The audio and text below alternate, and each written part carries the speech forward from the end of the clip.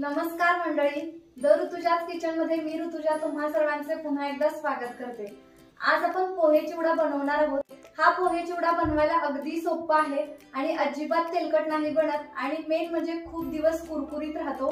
बनवायला सोपा, खायला टेस्टी आणि कुरकुरीत असा पोहे चिवडा बनवताना मी इकडे काही टिप्स सांगितलेल्या आहेत, त्यामुळे व्हिडिओ अजिबात स्किप करू नका, शेवटपर्यंत नक्की पहा।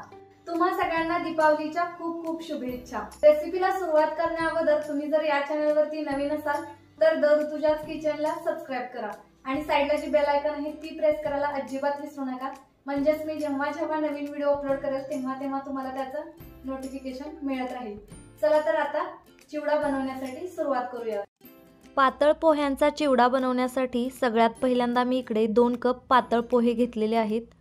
हे पोहे आपल्याला थोडेसे भाजून घ्यायचे आहेत। असं केल्यामुळे चिवडा खूप जास्त कुरकुरीत होतो आणि जास्त दिवस कुरकुरीत टिकतोही। त्यामुळे आपल्याला सुरुवातीला पोहे भाजून घ्यायचे आहेत। हे बघा, मी इकडे पोहे भाजून घेतलेले आहेत। त्यानंतर त्याच कढईमध्ये मी तेल घेतलेलं आहे। आपल्याला यामध्ये शेंगदाणे तळून घ्यायचे आहेत। मी इकडे 1/3 कप शेंगदाणे घेतलेले आहेत। तुमच्या आवडीनुसार तुम्ही शेंगदाणे कमी जास्त करू शकता। आता हे शेंगदाणे आपल्याला चांगले लालसर होईपर्यंत तळून घ्यायचे आहेत। हे बघा, लालसर असे झालेले आहेत। आता आपण हे एका प्लेटमध्ये काढून घेऊयात।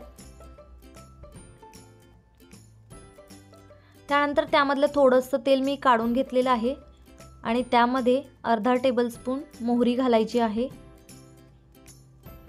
त्यानंतर अर्धा टेबलस्पून जिरे, त्यानंतर कढीपत्त्याची पाने घालायची आहेत। आता हे आपल्याला चांगलं तळून घ्यायचं आहे। त्यानंतर हिरवी मिरची, आपल्याला कढीपत्ता, हिरवी मिरची हे चांगलं तळून घ्यायचं आहे। हे जर व्यवस्थित तळलं नाही गेलं तर चिवडा मऊ पडण्याची शक्यता असते। त्यानंतर यामध्ये मी 2 टेबलस्पून सुके खोबरे घातलेले आहे। त्यानंतर 1/4 कप मी चना डाळ यामध्ये घातलेली आहे। आता हेही आपल्याला तेलामध्ये व्यवस्थित परतून घ्यायचं आहे।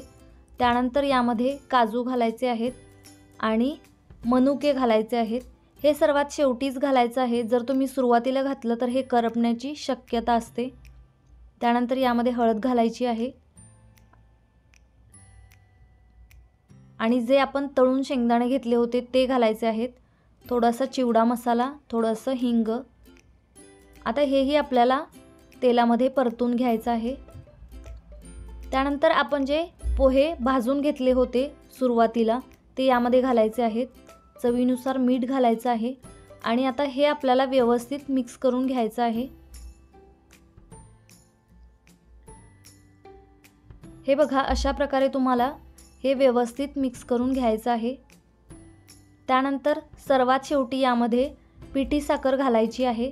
तुमच्या आवडीनुसार तुम्ही कमी जास्त घालू शकता आणि हेही आता व्यवस्थित मिक्स करून घ्यायचं आहे। अशा प्रकारे तुम्ही या दिवाळीमध्ये हा पोहे चिवडा नक्की ट्राय करून पहा। जास्त तेलकट नाही बनत आणि जास्त दिवस कुरकुरीतही राहतो। मी सांगितलेल्या इकडे सगळ्या टिप्स फॉलो करा आणि अशा प्रकारे तुम्ही चिवडा बनवून पहा। अजिबात तेलकट नाही बनत आणि खूप जास्त दिवस हा कुरकुरीत राहतो।